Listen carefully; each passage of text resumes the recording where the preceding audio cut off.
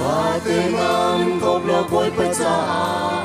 Zumlok tak pasal chakan her Swan beteman koplo boy paca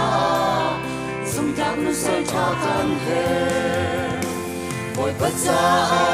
haudan nak pelai Haudan ngamlai Jinlu dilakin boy patodu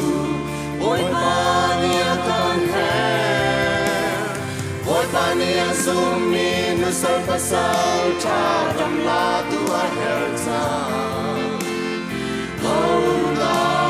boy patanun pela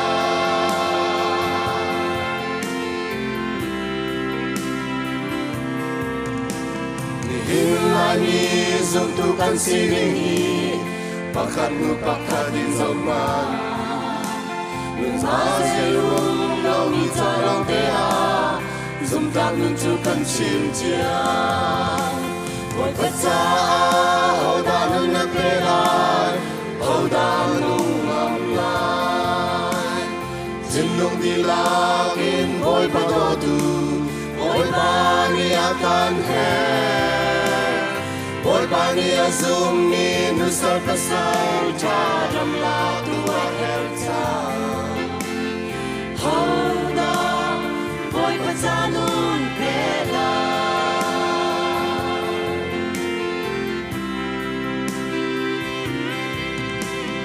Watani zum tunule panwa Kan cimbang nun jiswa musi Kan nun naking boy patona usi Zum takin nun pe usi Boy pata haudan nun nagpelay Haudan nun ngamlay Jinlong dilakin boy patodu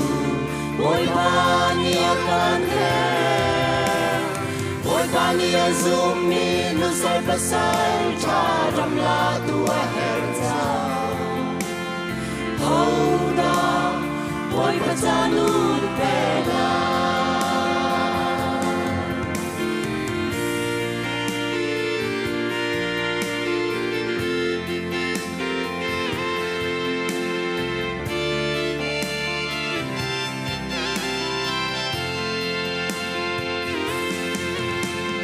Boy pahin heng tinalausi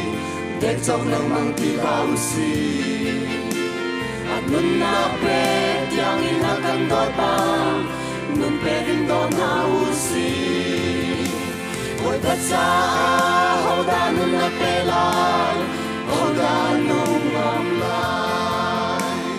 Jinlong dilangin boy pagodu Boy paniakan her